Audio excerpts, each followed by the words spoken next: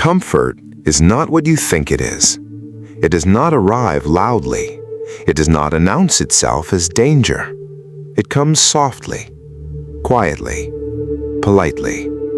And that is exactly why it destroys the soul without being noticed. Because the soul does not collapse in pain. It collapses in ease. We were not created to live inside comfort. We were created to return to Allah. But comfort changes the direction of the heart without asking permission. It makes delay feel normal. It makes effort feel unnecessary. It makes struggle feel like something other people do. And slowly, the heart forgets what it was built for. There is a dangerous illusion in modern life that comfort equals peace, but they are not the same. Peace comes from alignment with truth. Comfort comes from avoiding friction, and truth always requires friction. Look at the life of Ibrahim alayhi salam. His story was not comfort. It was surrender. It was leaving. It was trusting when nothing made sense. It was being asked to release what he loved most, and that is not a comfortable request, but it is a purifying one, because Allah does not weaken a heart through hardship. He strengthens it through detachment. Now look at us. We avoid discomfort at all costs. We delay prayer because the bed is warm. We delay repentance because the ego is not ready. We delay change because later feels safer than now.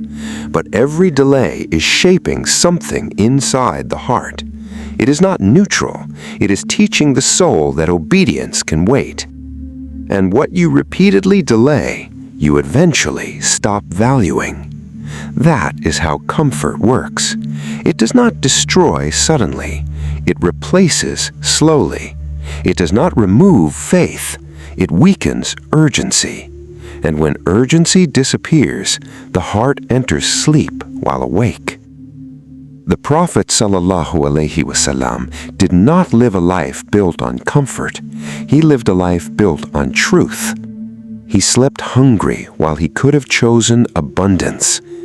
He walked in hardship while he could have chosen ease, not because hardship is beautiful in itself, but because attachment to dunya is dangerous when it becomes the center. A man once came to him asking for wealth that filled a valley, and the Prophet ﷺ gave it all away, not part of it, all of it. Because his heart was not trained by accumulation, it was trained by detachment. And this is something modern minds struggle to understand, because we were taught to hold more, not to release. Comfort teaches you to hold. Faith teaches you to let go. Comfort says, secure everything. Faith says, trust the one who owns everything. And these two voices cannot lead the same heart. One of them will dominate. This is why Allah does not measure you by what you accumulate, but by what you can release. Not what you control, but what you refuse to let control you. Because every human being has an Ismail, something deeply loved, something silently protected, something the heart circles around. And comfort strengthens attachment to that thing. It does not weaken it. And that is where the danger begins, because the more comfortable you become, the more attached you become. And the more attached you become, the harder obedience becomes.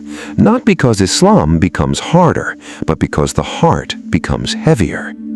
Hajar alayhi salam did not live in comfort. She lived in trust, left in a desert with nothing but her child. No safety, no certainty, no guarantee. And yet she did not collapse, because her heart was not trained by comfort. It was trained by reliance. And reliance creates a different kind of strength. Today, the smallest discomfort shakes us, a delay in response, a financial uncertainty, a moment of silence, a feeling of being unseen, and the heart reacts as if something is wrong with the world. But nothing is wrong with the world. Something is wrong with attachment to comfort. Because comfort teaches the heart that stability must always be external, but faith teaches the heart that stability is internal, and the difference between those two definitions is everything. One collapses when conditions change, the other remains even when everything changes. This is why comfort is dangerous spiritually. It does not just relax the body, it weakens the soul's resilience. It reduces patience, it reduces gratitude, it reduces urgency, and slowly, it reduces sincerity. A heart that always avoids discomfort eventually becomes a heart that avoids truth, because truth is not always convenient. Truth requires sacrifice. Truth requires discipline. Truth requires standing when it is easier to sit, and comfort does not like that kind of demand. That is why people drift without noticing, not because they reject Allah, but because they slowly choose ease over obedience, again and again, until obedience feels heavy and ease feels natural. But natural is not always right, and difficult is not always wrong. In fact, many forms of spiritual elevation are built on resistance to comfort. Fajr is not convenient. Charity is not always easy. Forgiveness is not always satisfying. Lowering the gaze is not always effortless. But these are the places where the soul is rebuilt. Comfort builds habits of avoidance. Faith builds habits of resistance. And the soul becomes what it practices daily, not what it believes occasionally. There will come a moment in every life when comfort cannot protect you, when ease cannot answer you, when distraction cannot save you. And in that moment, only what was built inside the heart remains, not possessions, not routines, not illusions, only sincerity, only direction, only Allah. And this is why the most dangerous life is not a difficult one, it's a comfortable one with a distracted heart. Because that is where urgency dies without pain, and a heart without urgency slowly forgets its destination. So the question is not whether comfort exists in your life. The question is what it is doing to your heart. Is it making you more grateful or more absent, more aware or more asleep, more obedient or more delayed?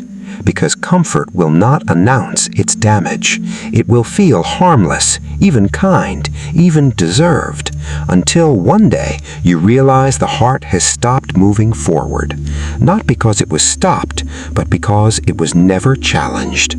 And the soul was never meant to stay still. It was meant to return, and return requires movement, and movement requires leaving comfort behind. So maybe the real struggle is not against hardship, it is against ease that slowly removes awareness. And maybe the most dangerous sentence a soul can repeat is, "I will start later," because later is where comfort lives, and comfort does not want you to start, it wants you to stay. And in the end, every soul will see what it chose: comfort that passed or truth that remained, ease that distracted or sacrifice that purified. And Allah does not ask how comfortable your life was. He asks how awake your heart remained while living it.